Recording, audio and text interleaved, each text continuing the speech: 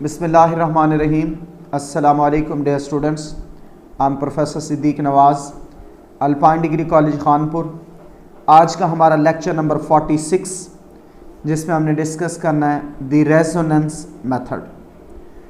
बेटा, what is resonance? Resonance होता है the possibility of different pairing schemes of valence electrons of atoms is called resonance। के atoms के valence electrons की different pairing schemes की जो पॉसिबिलिटी है दैट इज कॉल्ड रेजोनेंस। या हम इसे कहते हैं the situation in which two or more possible level structures can be written but the actual structure can not be drawn is called resonance. दो resonance structures के दरमियान arrow लगाई जाती है डबल हेडेड। फिर रेजोनेंस स्ट्रक्चर्स क्या होंगी? The different structures arranged as a result of resonance are called resonance structures. जैसे डिफरेंट पेयरिंग स्कीम्स जो हैं, कार्बन एटम्स फोर्थ इलेक्ट्रॉन्स यानी बेंजीन में कार्बन एटम के फोर्थ वैलेंस इलेक्ट्रॉन्स के लिए जो डिफरेंट पेयरिंग स्कीम है, ये नीचे हम रिप्रेजेंट करेंगे। अभी जो स्टेबिलिटी है मॉलिक्यूल की वो इंक्रीज होती है with increase in number of its resonance structure. कोई भी मॉलिक्यूल जितना ज्यादा रेजोनेंस स्ट्रक्चर शो करेगा, इसका मतलब उसका जो वैलेंस इलेक्ट्रॉन है वो मोर देन वन फॉर्म के अंदर, उतनी ही ज्यादा फॉर्म के अंदर अपने आप को अरेंज करके अपने आप को स्टेबलाइज करता है।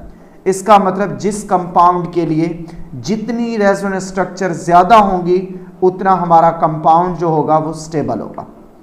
अब अगर इन स्ट्रक्चर्स के अंदर मैं इस कार्बन को 1 करूं, ये 2, ये 3, ये 4, ये 5 और ये 6, तो कार्बन का जो फोर्थ इलेक्ट्रॉन है इधर 1 और 6 ने पेयरिंग शो की, 2 और 3 ने पेयरिंग शो की, 4 और 5 ने पेयरिंग शो की।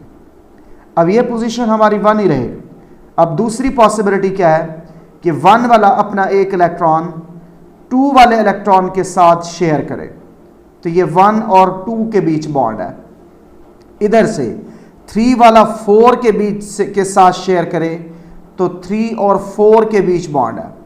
इधर से 4, 5 और 6 वाला आपस में शेयरिंग करें तो 5 और 6 के दरमियान ये डबल बॉन्ड आ गया। फिर अगेन अगर ये 1 वाला अपना एक इलेक्ट्रॉन इस 4 वाले के साथ शेयर करे तो ये यूं ऐसे बॉन्ड बनेगा ये वाला। 2 वाला इलेक्ट्रॉन अपना 3 से शेयर करे तो 2 और 3 के बीच बॉन्ड बनेगा, जबकि 5, 6 एज सच रहा। फिर अगर हम नेक्स्ट केस के अंदर देखें, ये 1 और 6 आपस में शेयर कर लें, जबकि 3 और 4 आपस में शेयर कर लें और 2 और 5 आपस में शेयर करें तो स्ट्रक्चर ये डेवलप होगा। फिर जो नेक्स्ट पॉसिबिलिटी है 1 और 2 बॉन्ड बना लें, 4 और 5 बॉन्ड बना लें, जबकि 3 और 6 आपस में बॉन्ड बना लें, तो ये इंडिकेट करेगा 5वीं रेजोनेंस स्ट्रक्चर फॉर बेंजीन। अब ये जो स्ट्रक्चर्स हैं ये 2 साइंटिस्ट ने दी, एक कैकूल्स ने और दूसरा ड्यूअर ने। बेटा दूसरा स्ट्रक्चर दिया था, एक कैकूल और दूसरा ड्यूअर। तो जो ड्यूअर का स्ट्रक्चर है इसके अंदर जो कार्बन एटम अपोजिट पोजीशंस पे हैं, जैसे 1, 4, 2, 5, 3, 6, ये लार्जर डिस्टेंस पे हैं कंपैरेटिव टू एडजेसेंट पोजीशन जैसे 2, 3, 3, 4, 4, 5, 5, 6 और 6, 1। इसीलिए जो बॉन्डिंग है बिटवीन अपोजिट पोजीशन कार्बन 1, 4, 2, 5, 3, 6 ये एनर्जेटिकली फेवरेबल नहीं है, क्योंकि इनकी बॉन्ड लेंथ ज़्यादा है तो इनकी बॉन्ड एनर्जी कम होनी चाहिए कंपैरेटिव टू अदर बॉन्ड्स। इसलिए जो ड्यूअल स्ट्रक्चर है बेंजीन के लिए उसकी माइनर कंट्रीब्यूशन है toward actual structure of benzene, और ये माइनर कंट्रीब्यूशन कितनी है 21%। जबकि इसके बरक्स जो कैकूल स्ट्रक्चर्स में देखें ए और बी स्ट्रक्चर, इनमें लार्जर कंट्रीब्यूशन है, यानी 79% जो कंट्रीब्यूशन है कैकूल की एक्चुअल स्ट्रक्चर की जानिब वो ज्यादा है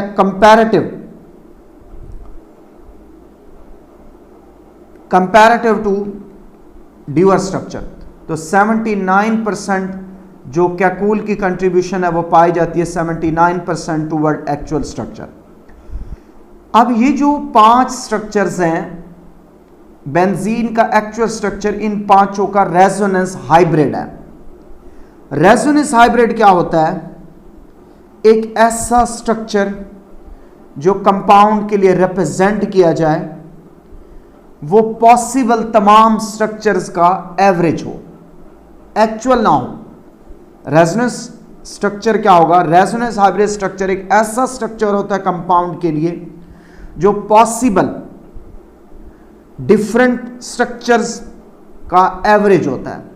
तो देखें ये 5 स्ट्रक्चर जो हमने देखे ड्यूअर स्ट्रक्चर और कैकूल स्ट्रक्चर में से एक्चुअली इसमें कोई नहीं, इन पांचों का रेजोनेंस हाइब्रिड, इन पांचों का जो एवरेज होगा that will be known as resonance hybrid. तो in fact structure of benzene is the resonance hybrid of all the 5 structure A B C D E. अब ये जो 3 अल्टरनेट सिंगल बॉन्ड है with double bond in Kekule structure, इन bonds को बोलते हैं conjugate और रेजोनेटिंग बॉन्ड।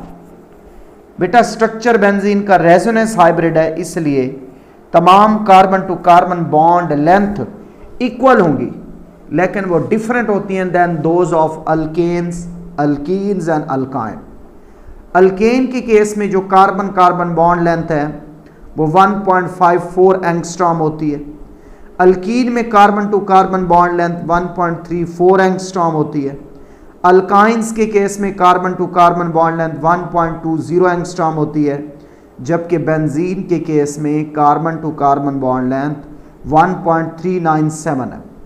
अब अल्कीन के केस में जो बॉन्ड लेंथ है वो 1.34 एंगस्ट्रॉम है, जबकि अल्काइन के केस में, अल्केन के केस में 154 है।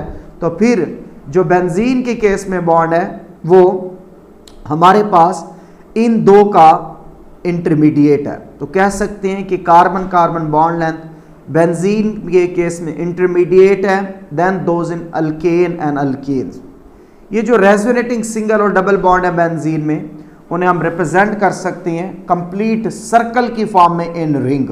देखें वो जो मैं आपको बात बता रहा था, ये बॉन्ड इधर जाएगा, ये बॉन्ड इधर शिफ्ट होगा, ये इधर शिफ्ट होगा, तो ये सेकंड फॉर्म बनेगी। ये कैकूल 2 रेजोनेंस स्ट्रक्चर है बेंजीन के लिए, इसका रेजोनेंस हाइब्रिड ये इस तरह से रिप्रेजेंट होता है। फिर है बेटा हमारे पास द स्टेबिलिटी ऑफ बेंजीन।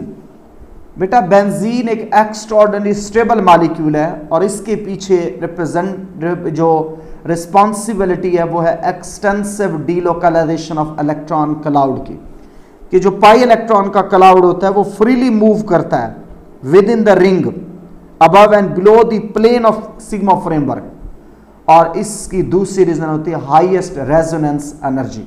ये भी हम देखेंगे क्या रेजोनेंस एनर्जी क्या होती है। अब बेंजीन की स्टेबिलिटी क्वांटिटेटिवली तौर पे मेजर करने के लिए हम इसको कंपेयर करते हैं एक हाइपोथेटिकल कंपाउंड 135 साइक्लोहेक्साट्राइन के साथ, और ये कैलकुलेट तब होगी जब हम एस्टिमेट करेंगे हीट ऑफ हाइड्रोजिनेशन। बेंजीन की actual heat of hydrogenation find करेंगे और हाइपोथेटिकल कंपाउंड 135 साइक्लोहेक्साट्राइन के लिए कैलकुलेट करेंगे। जब हम डिफरेंस निकालेंगे तो डिफरेंस हमें बताएगा कि बेंजीन इस हाइपोथेटिकल कंपाउंड्स के मुकाबले में कितना ज़्यादा स्टेबल है। बेटा एक बात याद रखें कि डबल बॉन्ड्स की जब हाइड्रोजिनेशन करते हैं उस दौरान एक हीट रिलीज होती है, उसे बोलते हैं heat of hydrogenation. Heat of hydrogenation जितना ज़्यादा रिलीज हो, इसका मतलब है कि डबल बॉन्ड वीक था, इजीली ब्रेक हो गया, इट्स मीन कि वो अनस्टेबल था। तो इसका मतलब ये होगा कि जितना हीट ऑफ हाइड्रोजिनेशन की वैल्यू ज़्यादा होगी उतना कंपाउंड लेस स्टेबल होगा, जितना हीट ऑफ हाइड्रोजिनेशन की वैल्यू थोड़ी होगी उतना कंपाउंड मोर स्टेबल होगा। अगेन सुन लें, जब हम डबल बॉन्ड की हाइड्रोजिनेशन करते हैं तो हीट रिलीज होती है, इस हीट को बोलते हैं हीट ऑफ हाइड्रोजिनेशन। जिस कंपाउंड के केस में हीट ऑफ हाइड्रोजिनेशन की वैल्यू जितनी ज़्यादा, इसका मतलब वो कंपाउंड लेस स्टेबल है, और जितनी हीट ऑफ हाइड्रोजनेशन की वैल्यू कम होगी उतना मोर स्टेबल है। अब हम देखते हैं बेटा फर्स्ट केस कि डबल बॉन्ड एक साइक्लिक कंपाउंड है जिसमें एक है, यानी delta H heat of hydrogenation note करते हैं साइक्लोहेक्सीन के लिए। बेटा साइक्लोहेक्सीन एक 6 मेंबर्ड रिंग है जो 1 डबल बॉन्ड कंटेन करता है। जब हम इसकी हाइड्रोजनेशन करते हैं साइक्लोहेक्सेन मिलता है, और इस रिएक्शन के लिए जब हीट ऑफ हाइड्रोजनेशन मेजर करते हैं वो आती है -119.5 किलो जॉल पर मोल, जो सैचुरेटेड अल्कीन्स जो हमारे पास स्ट्रेट चेन अल्कीन्स के इक्विवेलेंट है। तो देखें इस वक्त ये एक साइक्लिक कंपाउंड है। जब हमने हाइड्रोजनेशन की एक डबल बॉन्ड था तो 1 मोल डबल बॉन्ड की हाइड्रोजनेशन के दौरान जो हीट रिलीज हुई है वो -119.5 किलो जॉल रिलीज हुई है। अब हम इसमें बॉन्ड अगर डबल कर दें तो हमारा ख्याल ये है कि हीट ऑफ हाइड्रोजनेशन डबल हो जाएगी, लेकिन ऐसा नहीं होगा। देखें कैसे, यह है जी delta H for 1,3 cyclohexadiene. 1,3 cyclohexadiene 2 double bond containing molecule है। जब हम इसकी वैल्यू कैलकुलेट करें तो पता चले कि ये -239 किलो जॉल पर मोल होनी चाहिए, लेकिन जब हम एक्सपेरिमेंटली तौर पे देखते हैं पता चलता है इस हीट ऑफ हाइड्रोजनेशन की वैल्यू है -231.5।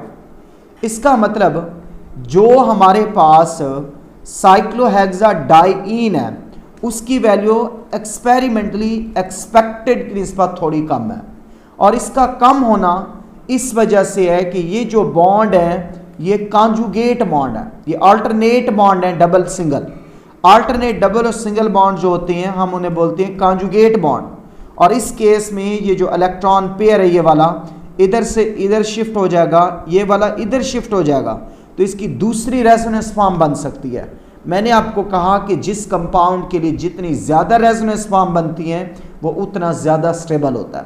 तो अगर हम इन यहाँ पे डिफरेंस निकालें एनर्जी का कैलकुलेटेड वैल्यू और ऑब्जर्व्ड वैल्यू का, तो वो आता है 7.5 किलो जॉल पर मोल। तो ये इंडिकेट करता है कि अगर ये बॉन्ड कॉन्जुगेट ना होते, एक बॉन्ड इधर होता एक बॉन्ड इधर हो जाता, कॉन्जुगेशन नहीं थी, तो ऐसी सूरत में ये कंपाउंड उस isolated double bond containing compounds की निस्बत 7.5 किलो जॉल पर मोल ज़्यादा है। और ये क्यों ज़्यादा स्टेबल है, उसकी वजह है कॉन्जुगेटेड डबल बॉन्ड का होना जो डेवलप करता है इसके लिए रेजोनेंस फॉर्म।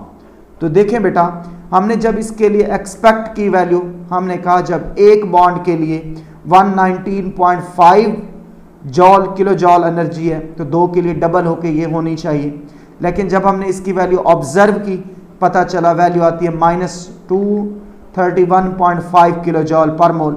डिफरेंस निकाला 7.5 किलो जॉल पर मोल आया, ये कहलाती है रेजोनेंस एनर्जी। जितना एनर्जी ये ज़्यादा होगी हमारा कंपाउंड उतना ज़्यादा स्टेबल होता जाएगा। सिमिलरली अब हम देखते हैं 3 बॉन्ड लगाकर हीट ऑफ हाइड्रोजनेशन 135 साइक्लोहेक्साट्राइन के लिए, जो सिंपली बेंजीन है, हम प्रिडिक्ट करेंगे कि बेंजीन को लाइब्रेट करना चाहिए -358.5 किलो जॉल पर मोल एनर्जी, जो मैंने -119.5 का 3 टाइम है। लेकिन जब हम एक्चुअली हाइड्रोजनेट करते हैं हम हैरान रह जाते हैं कि जो एक्चुअल हीट ऑफ हाइड्रोजनेशन की वैल्यू है वो है -208 किलो जॉल। देखें बेटा, ये हाइपोथेटिकल कंपाउंड के लिए जब हम हाइड्रोजनेशन करें तो हमारा ख्याल है ये आनी चाहिए। क्यों? क्योंकि अगर एक डबल बॉन्ड के लिए -119.5 है तो 3 के लिए थ्राइस हो जानी चाहिए, लेकिन जब हम एक्चुअली बेंजीन की हाइड्रोजनेशन करते हैं उस दौरान हीट रिलीज होती है -208 किलो जॉल पर मोल। यानी जब हम ऑब्जर्व करते हैं वैल्यू कैलकुलेट करते हैं तो ये 358.5 बनती है, एक्सपेरिमेंटली ऑब्जर्व करते हैं 208 आती है, डिफरेंस निकालें तो 150.5 किलो जॉल पर मोल आता है। ये पॉजिटिव साइन होगा बेटा, इधर नेगेटिव नहीं होगा, इधर पॉजिटिव साइन है हमारे पास। यहाँ मैं पॉजिटिव साइन रिप्रेजेंट कर देता हूँ।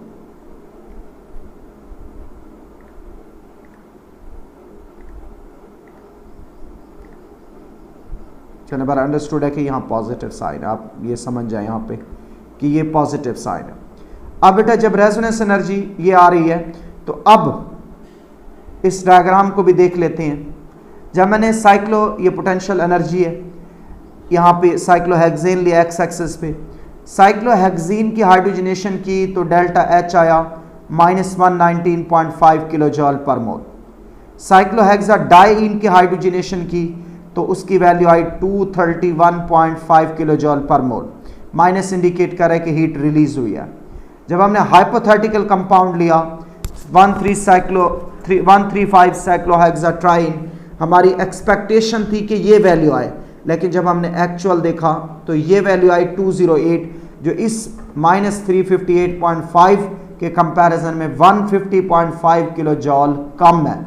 इसका मतलब जब इसमें से ये माइनस करेंगे तो ये वैल्यू ये इंडिकेट कर रही है रेजोनेंस एनर्जी को।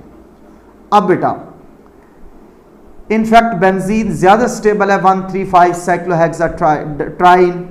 मैंने आपको समझाया कि जितना हीट ऑफ हाइड्रोजनेशन की वैल्यू ज्यादा होगी उतना कंपाउंड लेस स्टेबल होगा। अब क्योंकि इसकी वैल्यू एक्सपेक्टेड की निस्बत कम है तो बेंजीन हमारा 150.5 किलो जॉल पर मोल के हिसाब से हाइपोथेटिकल कंपाउंड के मुकाबले में ज्यादा स्टेबल है। उसकी वजह रेजोनेंस और कॉन्जुगेटिंग डबल बॉन्ड्स जो कॉन्जुगेट है विद अल्टरनेट सिंगल बॉन्ड। अब रेजोनेंस एनर्जी क्या है? the difference between amount of heat actually released and that calculated on the basis of Kacoule structure is called resonance energy of the compound. Indeed, benzene is more stable than hypothetical compound 135 cyclohexatriene by an amount 150.5 kilojoule. अब जितना resonance energy बेटा ज्यादा होगी उतना stability compound की ज्यादा होगी। इसका मतलब ये हुआ कि बेंजीन शो करता है फिनोमेना ऑफ रेजोनेंस, जिसमें टू रेजोनेंस फॉर्म पाई जाती हैं उसकी अकॉर्डिंग टू कैकूल, और 3 रेजोनेंस फॉर्म पाई जाती हैं अकॉर्डिंग टू ड्यूअर। टोटल अगर देखें तो 5 स्ट्रक्चर उसके लिए पॉसिबल है, जो बेंजीन को मोस्ट स्टेबल बनाता है देन अदर कंपाउंड। और दूसरा, बेंजीन के अंदर जो पाई इलेक्ट्रॉन्स होते हैं वो डीलोकलाइज होते हैं, जो इसे हाईली स्टेबल बना देते हैं। डीलोकलाइजेशन का मतलब इन अदर वर्ड ये भी समझ सकते हो कि जो पाई इलेक्ट्रॉन है वो अपने रिंग के अंदर ही बिजी होते हैं, यूटिलाइज होते हैं, रिंग के अंदर कंटिन्यूसली रिवॉल्व कर रहे होते हैं, क्योंकि हमने कहा इलेक्ट्रॉन क्लाउड शीथ बनता है above the sigma framework, above and below the sigma framework, तो इस वजह से बेंजीन को ये स्टेबल बना देगा। तो बेंजीन हमारा स्टेबल है due to resonance and delocalization of pi electrons. फिर एक शॉर्ट क्वेश्चन है बेटा, what is resonance energy? The difference between amount of heat actually release and that calculated on the basis of Kekule structure is called resonance energy of the compound. Benzene की जब हमने heat of hydrogenation note की, पता चला वो 208 kilo जॉल पर मोल है। जब हमने कैलकुलेट की थी तो पता चला था -358.5, ऑब्जर्व की तो -208 किलो जॉल पर मोल। डिफरेंस निकाला तो ये आता है बेटा +150, ये डिफरेंस आएगा +150, तो इंडिकेट कर रहा है कि ये उसकी रेजोनेंस एनर्जी है।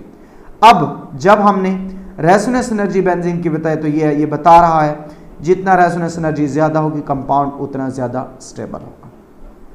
थैंक यू वेरी मच बेटा। All students subscribe my channel Alchemist to get further notification about any uploaded videos. Thank you very much. Allah Hafiz.